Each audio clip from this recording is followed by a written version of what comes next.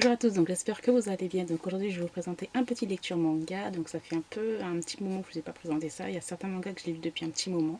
Mais voilà, il faut que je prenne le temps de faire les vidéos tout simplement. Donc j'ai une dizaine de mangas que je vais vous présenter assez rapidement. Je ne suis pas là pour faire des critiques, des analyses de manga. J'ai lu le tome 5 de la série Love Under Arrest de Maki Miyoshi. Donc c'est un shoujo que j'aime bien malgré le fait que ce soit assez rapide dans la relation puisque au deuxième tome ils étaient mariés genre. Voilà.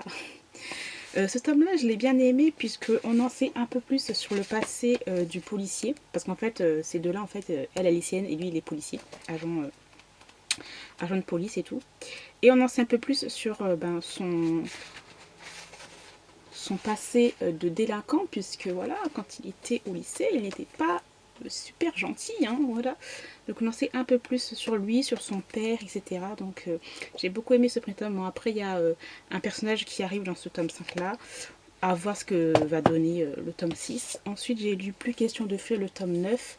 Alors, je crois que c'est le dernier tome.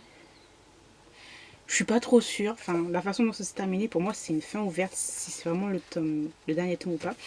Josei que j'aime beaucoup. Voilà, c'est un Josei que j'aime beaucoup, même si on s'attarde sur certaines choses un petit peu, bon, c'est un peu redondant, quoi, en gros. Les dessins sont assez spéciaux. Parce que quelquefois, on a un dessin où, en fait, on a juste un œil et après, c'est caché en blanc. Comme...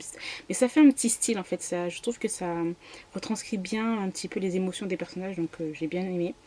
Et voilà, donc on suit tout simplement l'histoire d'une fille qui a tombé amoureuse d'un gars qui travaille dans la publicité, etc. Mais le gars, il a un passé un petit peu mouvementé, un peu triste. Donc voilà, ça parle de deuil, ça parle de travail, etc. Enfin voilà, j'ai bien aimé, enfin j'aime bien cette série. C'est pas non plus extraordinaire, mais c'est pas mal. Alors ensuite, j'ai lu le tome 4 des Liens du sang de Shuzo Shimi Godmess. Tome 4, il m'a fait flipper. Non mais la mère, elle fait flipper. Et Shuzo Shimi, comment il te fait des dessins. Enfin, attendez, faut que je vous montre un truc là. Regardez son visage là. On dirait, vous savez, les trucs dans les films d'horreur là, franchement, elle fait trop flipper. Elle arrive comme ça là en mode fou.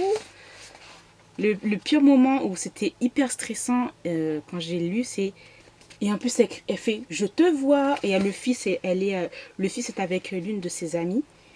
Et en fait, elle est tellement protectrice. Enfin, c'est un amour dévastateur et un amour malaisant. Enfin, d'une mère, c'est trop. Et elle va le chercher. Enfin, elle est en train de chercher partout. Et là, on voit une ombre à l'eau en vélo. Et elle fait je te vois. Je te vois, c'est. Oh, c'est trop flippant. Puis elle va aller courir derrière lui et tout. Enfin bref, ce tome 4, je l'ai adoré. J'ai trop hâte de lire la suite.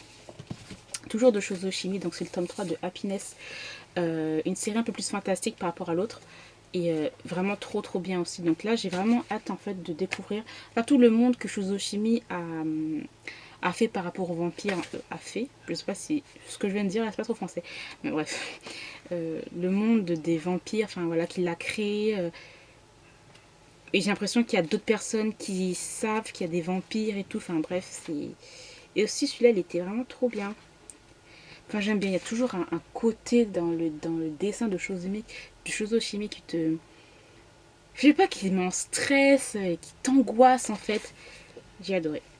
Ensuite, j'ai lu l'avant-dernier tome de la série Six Half de Rikako Ikitani. Donc c'est un petit shoujo aussi pas mal qui quand même change de certains autres shoujo. Là, on parle en fait d'une famille un peu recomposée, de secrets de famille, de sœurs, de frères qui ont des sentiments, etc. Ce tome 10 là, il était pas mal. Après, bon, j'étais un petit peu déçue parce qu'on s'attarde sur certains personnages qui me saoulent. Donc voilà. Alors ensuite, j'ai lu le tome 7 de Kiss Me at Midnight de Rin Mikimoto chez Pika. Donc ce tome 7 là, je l'ai aussi adoré car on en sait plus sur le personnage qui est là, donc la vie d'idol, etc. Pourquoi, en fait, il était dans un groupe d'idoles et en fait, il s'est séparé pour faire son truc solo en tant qu'acteur. Et on en sait plus en fait dans ce tome-ci là. Et on commence à entrevoir certains secrets de ce personnage là parce que ce personnage-là a été adopté et tout. Enfin, voilà, j'ai adoré. C'était assez plaisant à lire. Les dessins sont vraiment très très beaux aussi en plus. Donc voilà.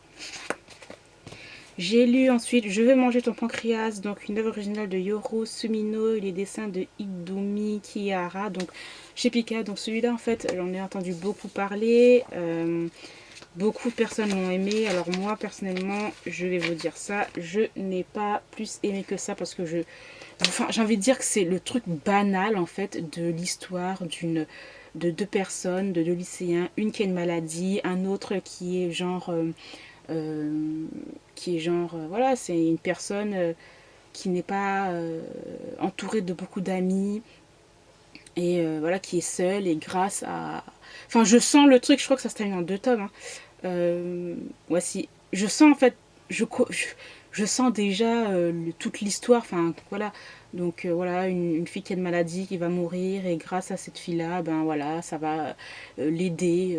Ça sera triste, mais bon, voilà, en même temps, ça va l'aider socialement, il va changer, il va évoluer, il va peut-être s'ouvrir au monde. Enfin moi, bon bref, moi je suis qu'au premier tome, mais j'ai pas plus aimé que ça m'a pas touché en fait. En fait, je l'ai lu, et en fait j'étais genre hermétique à tout ce que... Je sais pas, peut-être que c'est aussi au fait à cause des dessins qui moi sont très simples et je n'aime pas du tout ce genre de dessin là. Alors là, je suis pas du tout fan. Je trouve que c'est des dessins plats en fait. Et il n'y a pas d'émotion, que ce soit dans les yeux, dans les expressions, c'est toujours les mêmes expressions. J'aime pas du tout ce genre de dessin. Il y a des dessins simples, mais il y a des dessins qui sont simples et on entrevoit quelques sentiments, quelques trucs, mais je sais pas, moi je j'arrive pas avec ce genre de dessin qui c'est voilà. Peut-être que là pour vous ça parle, pour moi ça parle pas. C'est plat, c'est toujours les mêmes expressions de tous les personnages. Voilà. Donc bon, je sais pas.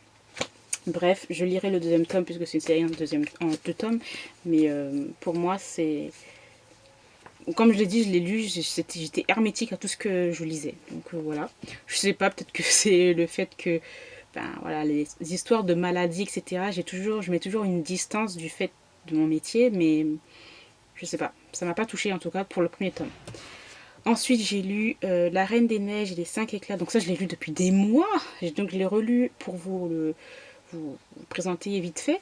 Et les 5 éclats de Tomoko Ako d'après Anderson, j'ai adoré. Donc il me faut, je crois que c'est une série en 3 tomes. Voilà. Là, ça parle des contes de la Poussette, la petite sirène, le roi nul, la petite fille aux allumettes et la reine des neiges. Je l'ai adoré. C'est tellement mélancolique, en fait, c'est beau et c'est triste en même temps. J'ai adoré. Les dessins sont magnifiques.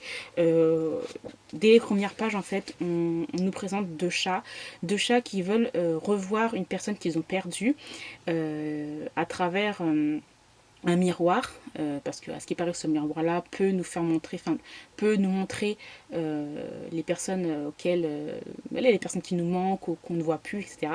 Malheureusement, ce miroir en fait, il est brisé et les chats vont devoir en fait chercher 5 éclats de ce miroir-là et en fait ils vont chercher ces 5 éclats à travers les contes que je vous ai cités, donc Poussette, la petite sirène, le roi nu, la petite fille aux allumettes et la reine des neiges. C'est tellement beau, les contes sont magnifiques. C'est vraiment trop trop beau. Et comme je vous dis, il y a un petit côté mélancolique du fait aussi tout simplement de dessin aussi qui est beau, qui est léger, qui est franchement... j'ai adoré. Donc j'ai trop hâte de me procurer en fait le tome 2 et 3 qui sont sur d'autres comptes. Franchement, j'ai adoré. C'était vraiment super. Voilà. Donc si vous pouvez, c'est chez Nobinobi et c'est vraiment trop bien. Ensuite, j'ai lu le tome 7 de Beastar de Paru Itagaki. J'ai adoré ce tome 7 là. Même si voilà, on nous présente des lycéens herbivores, carnivores. Dans ce tome là, je trouvais que voilà, des fois on oubliait en fait qu'il y avait de la violence quand même. Parce qu'il y a vraiment des carnivores. La violence animale, on oublie un petit peu ça, entre guillemets. Et j'aime bien en fait parce que à travers les personnages qui sont des animaux, on parle de beaucoup de sujets d'actualité et j'ai adoré ça. Je sais pas si vous avez regardé la série Netflix. Moi je l'ai regardée et j'aimerais avoir une saison 2. Je pense qu'il y aura une saison 2 à voir. Mais au début, en fait, j'ai eu énormément de... Parce que je crois que c'est en 2D. Je suis plus trop, hein. Si je me trompe, dites-le moi. Mais dans tous les cas, j'ai eu du mal, en fait, au début. Parce qu'en fait, euh, les mouvements de l'animation sont hyper lents, en fait. Et ça m'a vraiment perturbé ça. J'ai vraiment été perturbée par ça. Après le 4-5e épisode, j'étais vraiment à fond dedans et j'ai trop hâte en fait de lire les autres tomes de cette série qui est vraiment excellente. Franchement, j'adore ce seinen là. Les dessins, franchement, pour moi, c'est pas des dessins. Et comme je le répète, je crois que je l'ai déjà répété 10 000 fois. Pour moi, ce sont pas des dessins genre manga atypiques. Pour moi, c'est plus des dessins un peu genre BD. Voilà.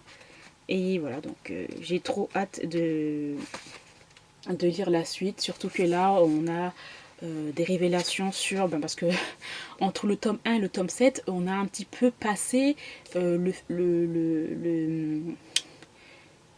l'intrigue de l'histoire, parce que dans le premier tome on nous présentait un truc c'était les carnivores et les herbivores qui sont ensemble, qui cohabitent ensemble, mais on a oublié entre le tome 1 et le tome 7 qu'il y a eu un meurtre, voilà, et ça n'a pas été résolu, résolu. Mais dans ce tome 7 là, si, donc ça c'était vraiment trop cool. Enfin, c'est pas résolu, mais on revient en fait sur l'affaire, voilà. Et ensuite, j'ai lu enfin le tome 1 de Given de Natsuki Kizu. Je ne sais pas pourquoi j'ai attendu. Parce que je le pressentais, voilà, que j'allais avoir un coup de cœur pour cette série-là. Et oui, trop bien, franchement. C'est pas un yaoi, c'est plus un shonen ai, je dirais. Sur un groupe de musique. J'ai adoré les dessins qui sont beaux. Les personnages ont des secrets. Ils ont leur propre histoire et tout. Sur de la musique. Donc je pense que je regarderai l'anime. Parce que moi j'aime beaucoup la musique. Franchement, je peux pas vivre sans musique. Et malheureusement, ce qui manque là-dedans, ce serait la musique. Voilà, quoi. Bon, on nous fait montrer des petites notes de musique, mais on sait pas c'est quoi. Donc c'est pour ça que j'ai envie de regarder l'anime pour vraiment m'imprégner dans cette histoire. Voilà. Vraiment, j'ai adoré et j'ai hâte de découvrir les histoires de ces 4 personnages-là qui sont différents et qui vont se regrouper pour faire monter un groupe de rock, de musique. Donc voilà. En tous les cas, j'espère que cette vidéo vous aura plu. Je vous remercie de l'avoir regardée jusqu'au bout et moi je vous retrouve très bientôt. Bye!